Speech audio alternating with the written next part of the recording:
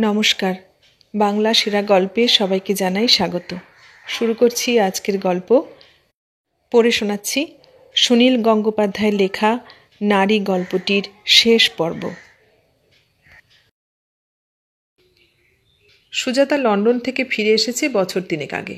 চাকরি করছে বম্বেতে। বিয়ে করেনি। এসব খবর অনন্যর মুখে শুনতে পাই। অফিসের কাজে আমাকেও বছরে অন্তত 5-6 বার বম্বে যেতে হয়। সুজাতার খোঁজ করার কথা মনেও আসেনি। কিন্তু এটা আমার কি হলো? পরপর 3-4 বারই পারমিতার শরীরটা আমার কাছে নিরামিষ মনে হচ্ছে।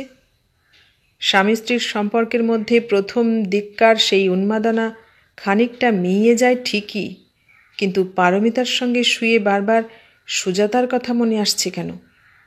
সুজাতার শরীর আমি কখনো পরিপূর্ণভাবে দেখিনি, কিন্তু আজকাল প্রায়ই আমি তাকে মনে মনে নগ্ন করি। একটা এক্সপেরিমেন্ট করা দরকার। এলাহাবাদে 3 দিনের একটা কনফারেন্স ছিল। টুক করে সেখান থেকে একদিন পালিয়ে চলে এলুম কাশিতে। ছাত্রজীবনে কাশিতে এসে একবার এক মধ্যবয়স্ক দাদার পাল্লায় পড়ে একটা বাইজির বাড়িতে যেতে হয়েছিল। বেশ ভয় ভয় করেছিল সেবার। মনের মধ্যে খানিকটা পাপবোধ ছিল। একটি মেয়েকে ভালোবেসে অন্য কোনো নারীর সঙ্গে ঘনিষ্ঠতা করাটা অন্যায় মনে হতো। এখন ওসব বিবেকের দায় চুকে গেছে। পকেটে পয়সার জোর থাকলে এইসব পাড়ায় আসতে ভয়ও করে না। ডালপট্টিতে একজন দালালকে ধরে এলুম সুরমা বাইজির ঘরে। ছদ্মনামটা এই মেয়েটিকে বেশ মানিয়েছে। হয়তো বছর 35 মতন বয়স, দেখায় 25 বছরের মতন। চোখ দুটি বেশ দীঘল কালো, মাথায় অনেক চুল, ঠোঁটে লাস্য আছে। প্রথমেই 500 টাকা দিয়ে বললুম ড্রিঙ্কস আনতে। বুঝিয়ে দেওয়া হলো যে টাকা পয়সার ব্যাপারে আমি কোনো কার্পণ্য করব না, তার বদলে আমি যা চাই তাই আমাকে দিতে হবে। সুজাতা নাচ জানত না, তেমন কিছু গানের গলাও ছিল না। এই বাইজির সঙ্গে সুজাতার চেহারারও কোনো মিল নেই। তবু সুজাতার মুখখানা যেন বাতাসে ভাসছে, তার চোখে তীব্র ভর্ৎসনা। আমাকে এই ভূমিকায় সে একটুও পছন্দ করছে না। সে আমাকে পছন্দ অপছন্দ করার কে? আমি সিগারেটের ধোঁয়ায় সেই মুখখানা উড়িয়ে দেওয়ার চেষ্টা করছি। আজকাল প্রায় এমন হয়, চুপচাপ একলা বসে থাকলেই সুজাতা আমার কাছে চলে আসে। সঙ্গে সঙ্গে আমার শরীরে একটা রোমাঞ্চ হয়। আমার ঠোঁটের থেকে যেন হাত সরিয়ে নিয়েছে সুজাতা। আমি তার ছায়ামূর্তিকে চুম্বন করেছি। সেরকম চুম্বনের স্বাদ পৃথিবীর আর কোনো নারীর কাছ থেকে পাওয়া যাবে না। সুরমাবাই পরপর 2টো গান শেষ করল। আমার মন লাগছে না। ঝোঁকের মাথায় নেশা করে ফেললুম অনেকটা। নেশা না করলে কি 1 ঘন্টার পরিচয়ে কোনো নারীকে স্পর্শ করা যায়? তাতেও কিছু লাভ হলো না।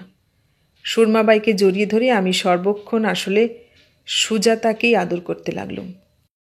সল্টলেকের বাড়ির আজ ছাদ ঢালাই হচ্ছে। আমি একটা রঙিন ছাতা মাথায় দিয়ে দাঁড়িয়ে আছি কৃষ্ণচূড়া গাছটার তলায়।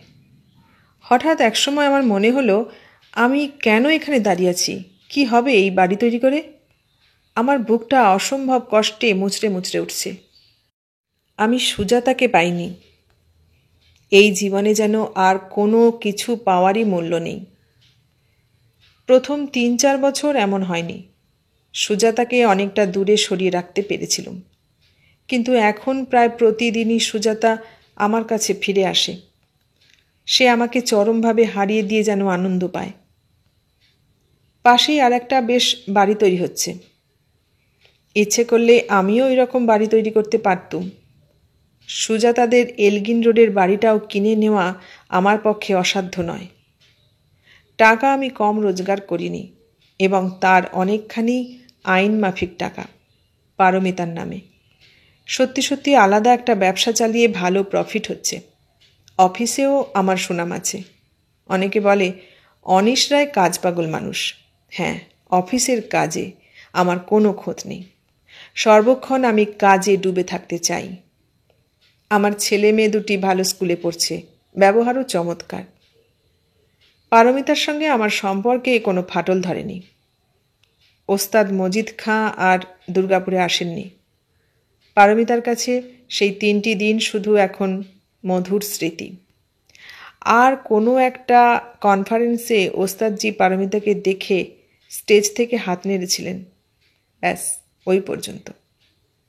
অত্যন্ত ভিড়ের চাপে পড়ে পারমিতা আর তার কাছে যেতে পারেনি, বিশেষ চেষ্টাও করেনি। দুর্গাপুরের 2-1টা ফাংশনে অন্যান্য অফিসারদের স্ত্রীর সঙ্গে পারমিতাও গান করে, সে বেশ আনন্দেই আছে।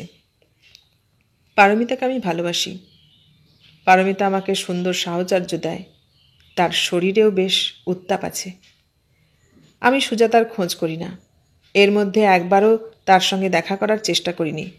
সে বম্বেতে থাকে, তার ঠিকানা জোগাড় করা কিছুই শক্ত নয়। কিন্তু একবার আমি তাকে বিদায় জানিয়েছি, কেন আবার তার পায়ে লুটোতে যাব? আমি সুজাতাকে বিদায় জানিয়েছি, তবু সে কেন ফিরে ফিরে আসে বিশেষ বিশেষ মুহূর্তে মৃত্যুশোক থেকে একটা প্রেতিনীর মতন? আমাদের সমস্যাহীন সংসার, টাকা পয়সার অভাব নেই, সব দিক থেকেই তো আমরা সুখী। তবু ওই হারামজাদিটা আমার বুক ভেঙে দিয়েছে। কোনো কিছুতেই আমার তৃপ্তি নেই। শুধু সে সুরমাবাই নয়, তারপরে আরও 2টি মহিলার সঙ্গে আমার ঘনিষ্ঠতা হয়েছিল। আজকাল প্রত্যেক পার্টিতেই 1-2জন তরুণী থাকে, তারা কীরকম যেন ছলছলে চোখে তাকায়। একটু প্রশ্রয় দিলেই তাদের সঙ্গে আলাদা দেখা করা যায়। আগে আমার এসব জানা ছিল না, কিন্তু সেই 2 তরুণীও সুজাতার বিকল্প হতে পারেনি। প্রত্যেকবার আমি হেরে গেছি, সুজাতা এসে পাশে দাঁড়িয়েছে। বাথরুমে স্নান করার সময় একদিন আমি অনেকক্ষণ চুপ করে দাঁড়িয়ে থাকি। নিজেরই বাহুতে একটা চুম্বন দিয়ে ভাবি যেন সুজাতাকে আদর করছি। সঙ্গে সঙ্গে আমার শরীর উষ্ণ হয়ে যায়। শুধু কল্পনাতেই আমি সুজাতাকে জড়িয়ে ধরে যত রোমাঞ্চ বোধ করি, কোনো বাস্তব নারী আমাকে তা দিতে পারে না। হারামজাদি, সে শুধু আমাকে তার ভালোবাসা থেকে বঞ্চিত করেনি, আমার জীবনের সব রকম সার্থকতা, আমার বাকি জীবনের নারী সঙ্গ সুখও সে কেড়ে নিয়েছে। সুজাতা আমার সঙ্গে পুরী যেতে চেয়েছিল। আমাকে সেদিন টাকার চিন্তায় চুপ করে থাকতে হয়েছিল কিছুক্ষণ। তারপর জীবনে কত টাকা রোজগার করেছি, কী লাভ হলো? এক সময় সব ছুঁড়ে ফেলে দিতে ইচ্ছা হয়। কলকাতা এলে অনন্যর সঙ্গে দেখা হয় মাঝে মাঝে। অনন্য প্রায় বোম্বে যায়। সুজাতার সঙ্গে তার যোগাযোগ আছে। অনন্য এমন ভাব দেখায় যেন সুজাতার সঙ্গে তার প্রেম। আন্ধেরি ওয়েস্টে সুজাতার ফ্ল্যাট, সেখানে সে একলা থাকে। একবার হোটেলে জায়গা না পেয়ে অনন্য সুজাতার কাছে ছিল এক রাত। সেই বৃষ্টির দিনে সুজাতা আমার হাত ছাড়িয়ে চলে যাওয়ার পর জল জমা কলেজ স্ট্রিটে একটা সাদা রঙের গাড়ি সুজাতাকে তুলে নিয়েছিল। গাড়ির রঙটাও আমি ভুলিনি। সেটা ছিল অনন্যর বাবার গাড়ি। অনন্য মাঝে মাঝে চালাতো। তবু অনন্যর সঙ্গে সুজাতা কথা বলতো উপহাসের ভঙ্গিতে। অনন্যর চেহারাটাও বেশ সুন্দরী বলা যায়, রং ফর্সা, সিনেমায় নামলে ন্যাকা প্রেমিকের রোলে মানিয়ে যেত। অনন্যদের সেই গাড়িটা বিক্রি হয়ে গেছে। অনন্য বিলেত যায়নি। আমার সঙ্গে বিচ্ছেদের পর সুজাতা অনন্যর সঙ্গে যে ঘনিষ্ঠতা করেনি সেটুকু আমি জানি। এখন নতুন করে বন্ধুত্ব হয়েছে ওদের। অনন্যর কথা ঠিক বিশ্বাস হতে চায় না। জীবনে সেরকম কিছু করতে পারেনি অনন্য। আমাকে হিংসে করে, তা বুঝতে পারি। সুজাতার কথা তুলে আমাকে খোঁচা মারতে চায়। কলকাতায় একটা বেশ বড় ট্রেন্ডারের স্পেসিমেন ইন্সপেকশনের জন্য 2-3 দিন থাকতে হলো। শ্বশুরবাড়িতে না উঠে গভর্নমেন্টের টাকায় গ্রেট ইস্টার্ন হোটেলে রইলাম। সেখানে অর্জুন চৌধুরী নামে একজন লোক কার্ড পাঠিয়ে 2-3 বার দেখা করতে চেয়েছে, আমি পাত্তা দিইনি। পার্টির কোনো লোকের সঙ্গে এই সময় দেখা করার নিয়ম নয়। দুর্গাপুরে ফেরার পর সেই অর্জুন চৌধুরী একদিন অফিসে এসে হাজির হলো। বেশ দীর্ঘকায়, সুপুরুষ, মুখে ফ্রেঞ্চ কাট দাড়ি। নাম দেখে বুঝতে পারিনি, দেখেই চিনেছি। সুজাতার ছোড়দা, একে আমরা বলতুম মন্তাদা। বেশ ভালো ক্রিকেট খেলতেন। সেই ভুরু তুলে কথা বলার ভঙ্গি। একটা চেয়ারের দিকে ইঙ্গিত করে আমি বললুম, বসুন mister Chowdhury, what can I do for you?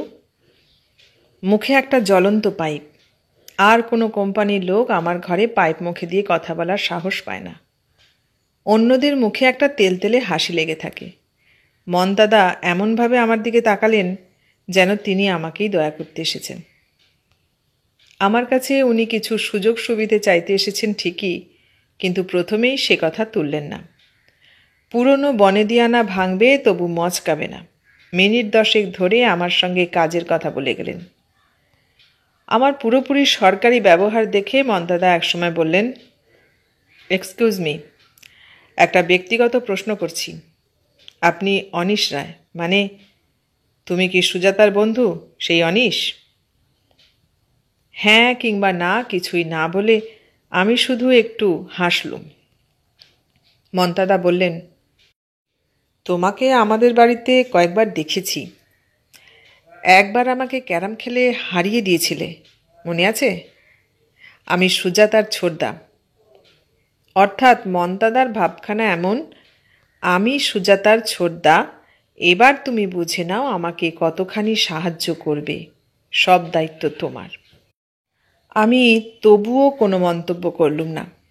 মনদাদা আবার বললেন, সুজাতা এখন বম্বেতে আছে জানো তো, শিগগিরই একবার কলকাতায় আসবে। ও তো আবার বিয়ে করল। আমার ভুরু দুটো সামান্য কুঁচকে গেল। আবার মানে? অনন্য বলেছিল সুজাতা বিয়েই করেনি। অনন্যটা 1 নম্বরের মিথ্যেবাদী। মনদাদা চলে যাওয়ার পরই আমি উৎপল ব্যানার্জিকে ডেকে পাঠালুম। মাঝখানে উৎপলের নামে একটি পার্টি মামলা করেছিল বলে ওর প্রমোশন আটকে গেছে। এখন উৎপল আমার সাবঅর্ডিনেট, সুতরাং আমাকে দু চোখে দেখতে পারে না, অথচ হাসি মুখে কথা বলে। যে ফাইলটায় মনদাদার স্বার্থ আছে সেটা উৎপল ব্যানার্জির দিকে এগিয়ে দিয়ে বললুম, এই কেসটা পুরোপুরি আপনি ডিল করবেন, আপনার সিদ্ধান্তই ফাইনাল, আমার মতামত নেওয়ারও কোনো দরকার নেই। ফাইলটা নিয়ে উৎপল ব্যানার্জি দরজার কাছে যেতেই আমি আবার মত বদলে ফেলে বললুম, আচ্ছা দাঁড়ান, ফাইলটা বরং 6 মাস পেন্ডিং রাখুন। ওই আইটেমটা তেমন জরুরি নয়। পার্টিটা খোঁজ নিতে এলে বলবেন, আমরা একসঙ্গে আরও বেশি মালের অর্ডার দেব, অন্তত 1,50,000 হবেই, তবে এখন না, 6 মাস বাদে। টেন্ডারের ওপেনিংয়ের তারিখ পিছিয়ে দিন। মনদাদাকে হতাশ কিংবা খুশি কোনোটাই করতে চাই না, তার চেয়ে ঝুলিয়ে রাখা অনেক ভালো। দেখা যাক তাতে তার ভুরু নিচু হয় কিনা। আমার অনুমান মিথ্যে নয়। 1 মাস বাদেই মনদাদা আমার বাড়িতে একটা মস্ত বড় কেক আর 2 বোতল স্কচ পাঠিয়ে দিল। আমি কোন ব্র্যান্ডটা পছন্দ করি তা পর্যন্ত গোপনে খবর নিয়েছে। এই তো নামতে আরম্ভ করেছে একটু একটু করে। সুজাতার সঙ্গে যতদিন আমার ভাব ছিল সেই সময় আমি 1 ফোঁটাও মদ্যপান করতুম না।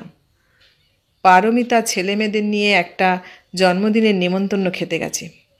এখানে জন্মদিন লেগেই থাকে, বাড়ি ফাঁকা। অনেকক্ষণ ধরে সুজাতা আমার ঘরে এসে বসে আছে। আমি তার শরীরের পারফিউমের গন্ধও পাচ্ছি। সুজাতার মুখে বুকে চুমু খেতে কোনো বাধা নেই। সমস্ত শরীরে আমার শিহরণ হচ্ছে, ঠিক যেন আমার সেই 22 বছর বয়স ফিরে গেছি। সুজাতার সঙ্গে শেষ পর্যন্ত সত্যিই দেখা হলো ঠিক 12 বছর পর। কলকাতা শহরে ঘোরাঘুরি করলে চেনাশোনা কারোর সঙ্গে হঠাৎ দেখা হয়ে যাওয়াটা আশ্চর্য কিছু না। অফিসের কাজেই 3টে মিটিং সেরে বিকেলের দিকে বেশ ক্লান্ত হয়ে এক পরিচিত ব্যক্তির সঙ্গে গিয়ে বসলুম পার্ক স্ট্রিটের এক রেস্তোরাঁয় খানিকক্ষণ সময় কাটাবার জন্য। কিন্তু হঠাৎ বৃষ্টি নেমে গেল, রীতিমতন আকাশ ভাঙা বৃষ্টি। রাস্তায় এখনও জল জমেনি অবশ্য, কিন্তু এত বৃষ্টিতে বেরোনো যায় না। দ্বিতীয়বার বিয়ার নিতে হলো। সেই সময় ঢুকল সুজাতা, সঙ্গে আরও 2 জন পুরুষ। কিন্তু একটা কথা বলতে বলতে ওরা ভেতরের দিকে চলে যাচ্ছিল। আমি ঠিক দরজার সামনে টেবিলেই বসেছি বলে সুজাতার সঙ্গী একজন পুরুষের সঙ্গে আমার চোখাচোখি হয়ে গেল। নাম মনে নেই, তবে লোকটিকে আমি 2 বার দেখেছি কোথাও। সামান্য মুখ চেনা, কিছু একটা ব্যবসার সঙ্গে জড়িত। সেই লোকটা হঠাৎ প্রবল উৎসাহের সঙ্গে বলল, এই যে অনীশবাবু, আপনি কলকাতায়? কবে দুর্গাপুর ফিরছেন? আমি আগামী সপ্তাহে একবার যাব ভাবছিলাম আপনার সঙ্গে দেখা করতে। আমি বললুম, হ্যাঁ আসবেন, তার মধ্যে ফিরে যাব। সুজাতাকেও দাঁড়াতে হয়েছে। সে আমাকে এড়াবার কোনো চেষ্টা না করে মুখে অনেকখানি হাসি ফুটিয়ে বলল, অনীশ, কতদিন পরে দেখা, কেমন আছো? আমিও হেসে বললুম, ভালো। তোমার খবর কি সুজাতা? সুজাতা বলল, আমার খবর ভালোই।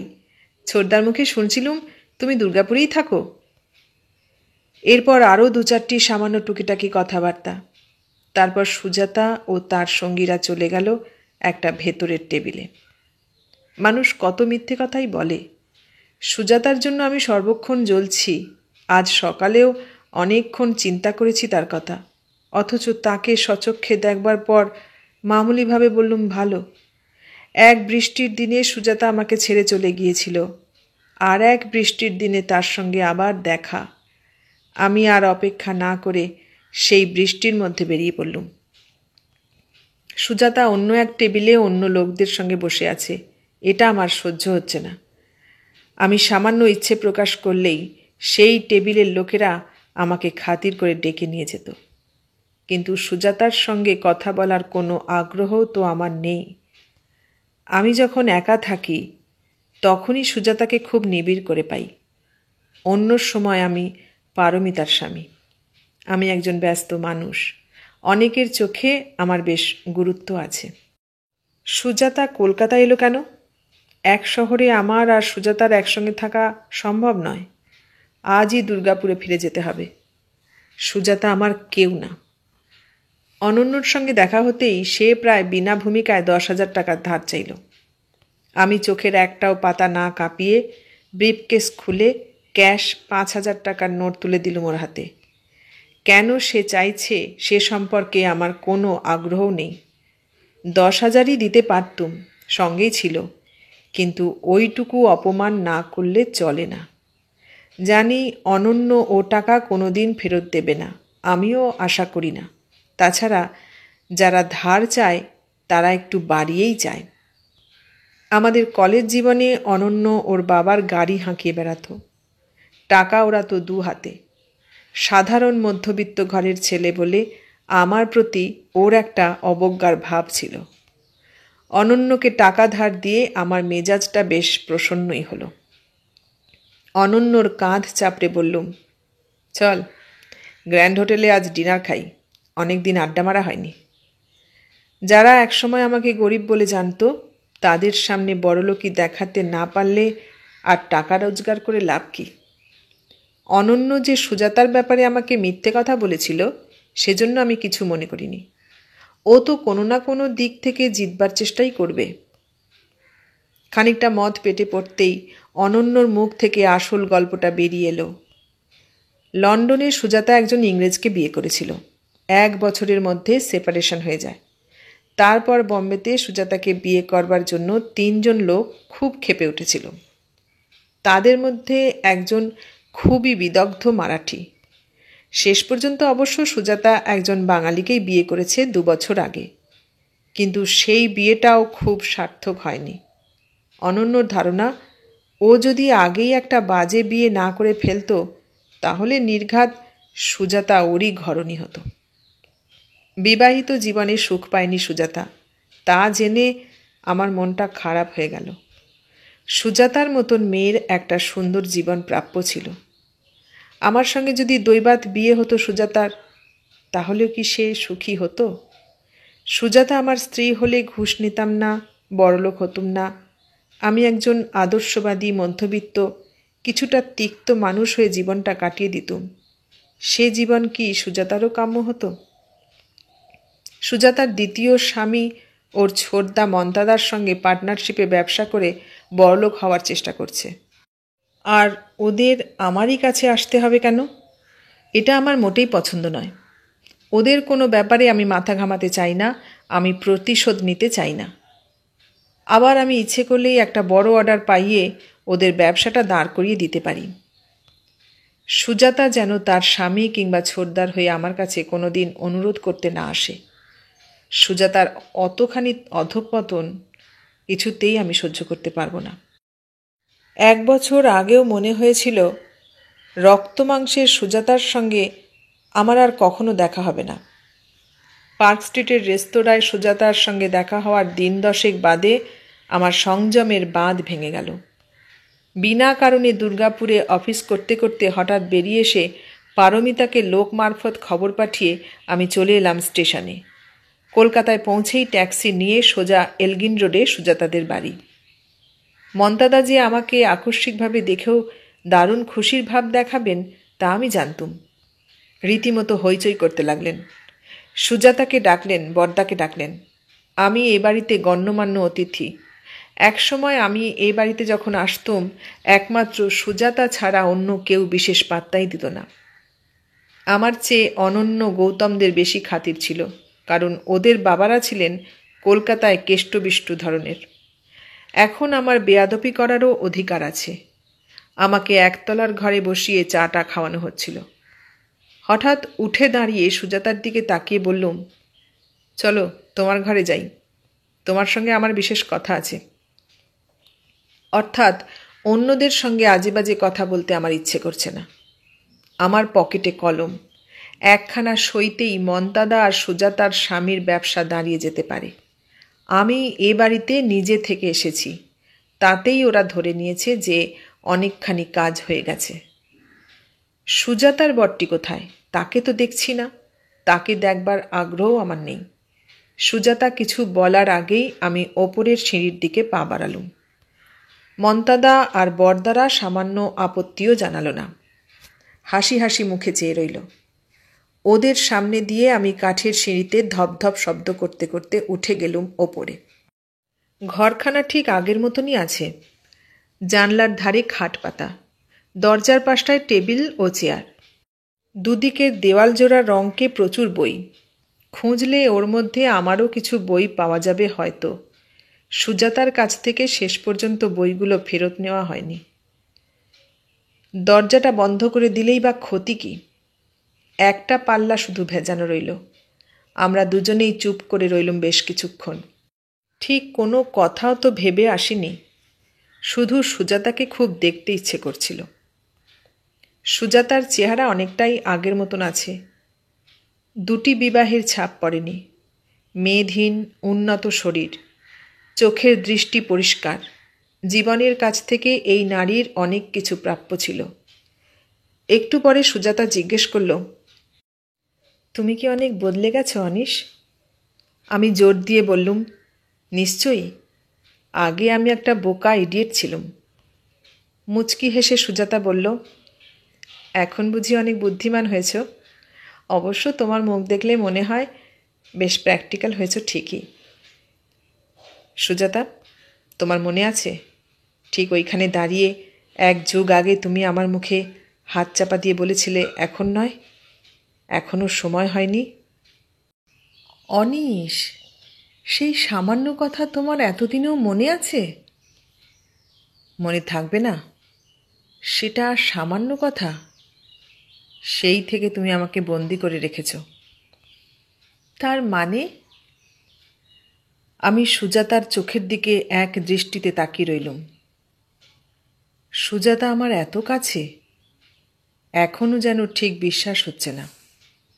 আমি টের পাচ্ছি আমার বুক ধকধক করছে, মুখের চামড়া টান টান, নিঃশ্বাস পড়ছে দ্রুত। লোকে যাকে সার্থকতা বলে তার সবই তো এসেছে আমার জীবনে, তবু সব সময় মনে হয় জীবনটা ব্যর্থ হয়ে গেল।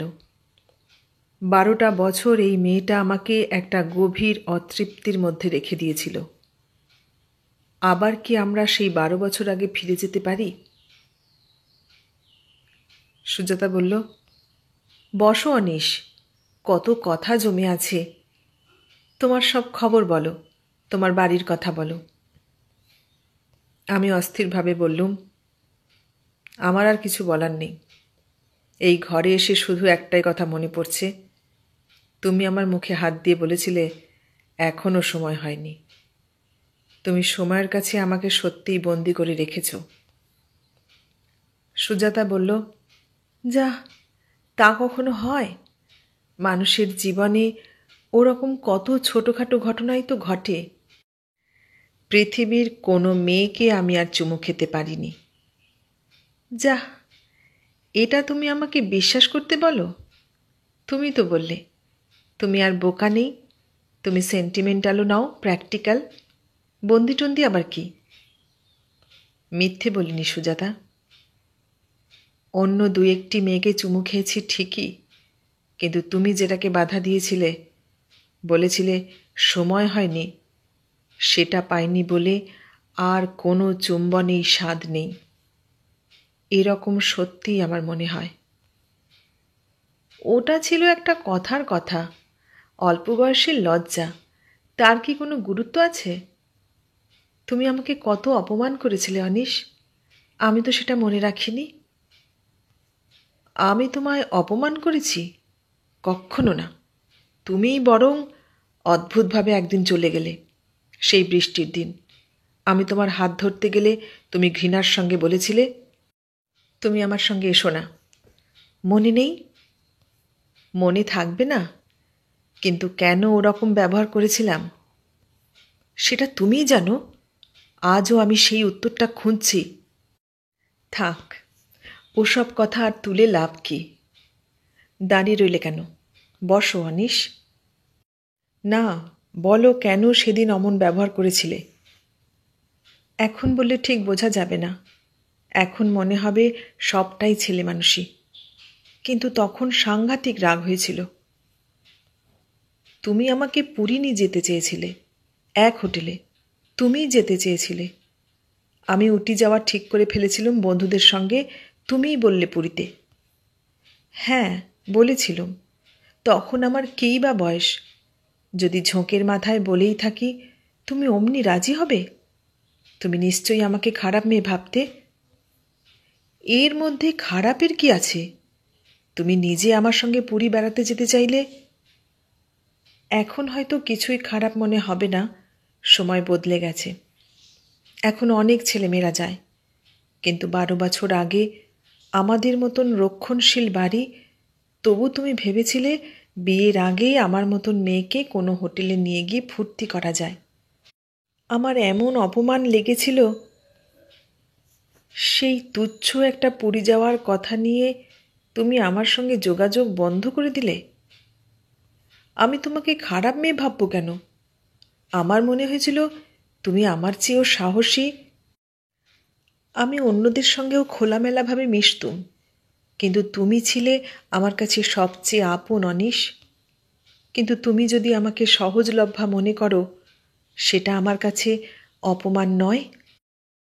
সুজাতা, আমি তোমাকে পুরী নিয়ে যাওয়ার কথা একবারও মুখ ফুটে বলিনি। আমার টাকা পয়সা ছিল না, তোমার শখ হয়েছিল বলেই আমি। তুমি কেন আমাকে বারণ করনি অনিশ? তুমি তো তারপর একবারও আমার কাছে আসনি। এত তোমার অহংকার। তুমি বিলেতে চলে গেলে আমাকে একবার জানালেও না। তুমি বারণ করলে আমি কিছুতেই বিলেত যেতুম না। থাক থাক, উত্তেজিত হও না অনিশ। বসো, আমরা গল্প করি, অন্য কথা বলি। আমাদের জীবন দুদিকে ঘুরে গেছে, অনেক আলাদা হয়ে গেছে। সুজাতা, আমার জীবনটা যেদিকে গেছে সেদিকটা আমি মোটেই চাইনি। তুমি সেদিকে ঠেলে দিয়েছ আমাকে, ঠিক যেন তুমি আমাকে নির্বাসনে পাঠিয়ে দিয়েছিলে। তুমি আমাকে ফিরিয়ে আনতে পারো না? অনিশ, এখন কি আর তা হয়? আর কিছুই মিলবে না, আমরা এখন অন্য রকম। আমি কয়েক পা এগিয়ে গিয়ে সুজাতার একটা হাত চেপে ধরে বললুম, আমি অন্য কিছু জানি না, আমি তোমাকে চাই। সুজাতা ফ্যাকাশেভাবে হেসে বলল, আমি একটা সামান্য মেয়ে। আমি প্রায় বাঘের মতো গর্জন করে বললুম, আমার জীবনটা তুমি পুরোপুরি নষ্ট করে দেবে? আমি তোমাকে চাই। কোনো দিন জোর করিনি সুজাতার উপর, আজও সেটা সম্ভব নয়। এক দৃষ্টিতে চেয়ে রইলুম ওর চোখের দিকে। সুজাতা আস্তে আস্তে বলল, আমার কি ভুল হয়েছিল আমি জানি না। কিন্তু সব কিছু হারিয়ে গেল। আমার জীবনটা আর আমার নয়। আমার নিঃশ্বাসে আগুনের হলকা বেরুচ্ছে, আমার শরীরটা কাঁপছে। আমি যেন এক অল্পবয়সী প্রেমিক, আর অপেক্ষা করতে পারছি না। কাতর গলায় বললুম, তোমাকে একবার অন্তত নিজের করে পুরোপুরি না পেলে কিছুই পাওয়া হবে না আমার জীবনে, আর সব কিছু আমার কাছে বিস্বাদ লাগে। সুজাতা বলল, শুধু শরীরটা পাওয়া মানেই কি পাওয়া? আমি জোর দিয়ে বললুম, হ্যাঁ, শরীর, শরীর। তোমার ওই শরীরের মধ্যেই আমার মুক্তি। সুজাতা এগিয়ে এসে আগেকার মতন আমার গালে হাত দিয়ে আদর করল। তারপর জানলাটা ভেজিয়ে দিয়ে দরজায় ছিটকিনি তুলে দিল। বুক থেকে আঁচলটা খসে পড়ল ওর। সুজাতা আবার বলল, আমি একটা সামান্য মেয়ে। এত সহজ? 12 বছরের যন্ত্রণাটা কি তাহলে কিছুই না? এক্ষুনি সুজাতাকে আমি পেতে পারি। সুজাতার ভেজা ভেজা ঠোঁটে ঝিলিক দিচ্ছে স্পষ্ট আহ্বান। লাল রঙের ব্লাউজের ফাঁকে উপচে উঠেছে স্বর্ণ রঙের বুক। এখন আর কল্পনায় নয়, ওই ঠোঁটে ওই বুকে আমি মুখ রাখতে পারি সত্যি সত্যি, একেবারে বাস্তব। কিন্তু এত সহজ? মাঝখানের 12টা বছর তাহলে কোথায় গেল? এ কি আমার সেই সুজাতা, না অন্য কেউ? সুজাতার বুকের দিকে কয়েক মুহূর্ত তাকিয়ে থেকে আমি চোখ বুজলাম। ইস, কি সাংঘাতিক ভুলই না আমি করতে যাচ্ছিলাম। ঘুরে দাঁড়িয়ে আমি খুলে দিলুম দরজার ছিটকিনি। সুজাতা বলল, এখন এখানে কেউ আসবে না। আমি অট্টহাসি করে বললুম, পাগল নাকি? সন্ধে 7টার সময় দরজা বন্ধ করে এইসব? যা, তা কি হয়? আমি ইয়ার্কি করছিলুম তোমার সঙ্গে। চলো নিচে যাই, সবার সঙ্গে গল্প করি। সুজাতাকে আর কোনো কথা বলতে না দিয়ে আমি তরতর করে নেমে আসতে লাগলুম সিঁড়ি দিয়ে। আসলে আমি পালাচ্ছি আমার ভুল থেকে। এতদিন তবু আমার কল্পনায় একজন নারী ছিল, যার চুম্বন সকলের চেয়ে শ্রেষ্ঠ, যার কথা চিন্তা করলেই আমার রোমাঞ্চ হয়। সুজাতার শরীরটা সত্যিকারের পেয়ে যদি আমার সেরকম না লাগে, যদি মনে হয় সেও অন্য মেয়েদেরই মতন, তাহলে আমি আমার সেই কল্পনার নারীকেও চিরকালের মতন হারিয়ে ফেলব যে। সুজাতা এখনও 3 তলার ঘরে দাঁড়িয়ে আছে। সে কিছু বুঝতে পারছে না, না বোঝাই ভালো। আজ পর্যন্ত বোধহয় আর কোনো পুরুষ এত কাছাকাছি এসেও ওকে প্রত্যাখ্যান করেনি। সুজাতার বিস্ময়টা আমি উপভোগ করছি। ও নিজের হাতে দরজার ছিটকিনি দিয়েছিল, আমি সেটা খুলে দিয়েছি। এরপর অন্য কোনো পুরুষের সঙ্গে যখন সুজাতা ঘনিষ্ঠ হবে, তখন কি মনে পড়বে আমার কথা? একটা অতৃপ্তি ওকে কুরে কুরে খাবে? যদি তাই হয়, তবে সেটাই আমার জয়। আমি সিঁড়ি দিয়ে নেমে আসছি খুব জোরে। সুজাতার কাছ থেকে অনেক দূরে চলে যেতে হবে, যেন আর দেখা না হয়। আর সিঁড়িগুলো ফুরোচ্ছে না কেন? এতক্ষণ শুনলে সুনীল গঙ্গোপাধ্যায়ের লেখা নারী গল্পটার শেষ পর্ব। কেমন লাগলো গল্পটা?